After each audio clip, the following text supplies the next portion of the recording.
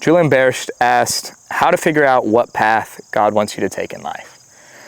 And so this one, by the way, great question. If you want to figure out the path that God wants you to take in your life, the first thing to do is to connect with God.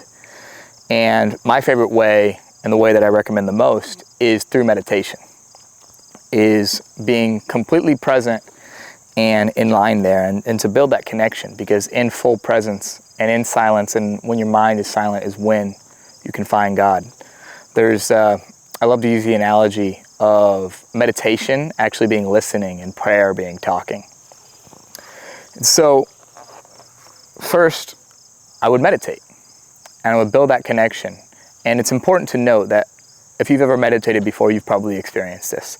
Meditation usually comes in stages, and I break it down into 3. The first stage is what I call monkey mind, where everything's going all over, the thoughts are running, you're chasing rabbits, you're chasing whatever. And so that's not God, in case you were wondering. But you have to meditate and remain focused. I recommend following the breath and paying attention to your breath and counting your breaths to get rid of that monkey mind and dump of that endless brain.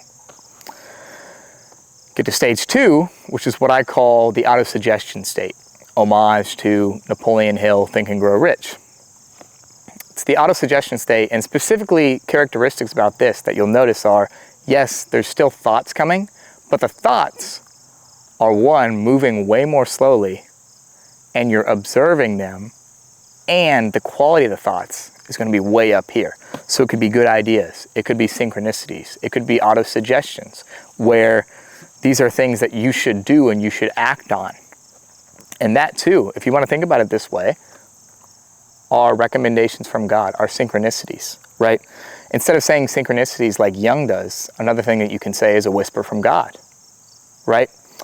And so you're meant to hear those and you're meant to connect with those. The more you connect to that, because that is truly a stage of presence. It might not be all the way full present or flow state, but you're definitely making progress. And then that third stage is what in sports we call the zone. Mihaly Shilinsky, Russian name, calls it flow state, right? And when you get into that flow, and Eckhart Tolle, right, would call it pure presence or flow or whatever, that is when you have that connection to God. And so the more you do that, the more you can listen and the more you can tune in to Him and His frequency. And so that would be my first step. Second step then is actually going to be what we already talked about, listening to those AutoSuggestions and synchronicities and those things from stage 2 and even stage 3 and acting on them, because they are meant to be like GPS markers on your path. So take actions on them. And in combination with that, look to your life experiences, your struggles, your triumphs, and everything you've been through in your life, because those are, you've gone through those experiences for a reason. Those are meant to help you in your path and your journey, and even be clues to this path and the way that God wants you to follow.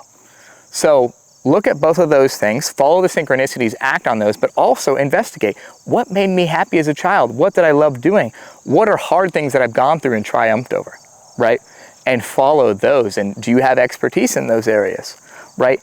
And do more involving those. It can be posting about it. It can be sharing about it. It can be helping others, even in your day-to-day life, and continue growing in those areas, right? And when you follow and seize these opportunities. Sun Tzu in The Art of War says opportunities multiply when seized. And so you're going to seize and take action on these things, on these synchronicities, on these AutoSuggestions, on these base ideas and things that you love from your child, and these actions that you're drawn to. You really want to tune into feeling as well. What do you feel intuitively drawn to? What do you feel? What makes you most feel alive? What are you not? What are you emotional about? What makes you feel? And all the while you're still meditating through this, because if you've had a synchronicity, because opportunities multiply when they are seized, and do a change up there, synchronicities multiply when they are seized. If you feel a slowdown in your life, go back to those synchronicities, because you should be keeping track of them.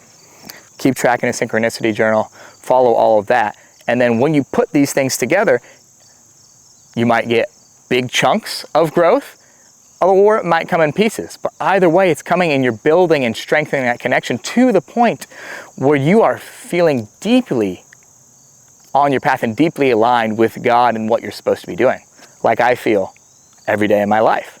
Because the more you lean into that and the more you embrace that and follow intuition rather than logic or what programming of the world tells you you should do, the closer you get to God and the closer you get clarity and closer you get to walking your path, which, by the way, is specifically meant for you, is incredible. Just incredible. A blessing. But yeah, that's the path that I followed, and I'd recommend for you to follow to get more aligned with God and with the path that He wants to follow. Cheers.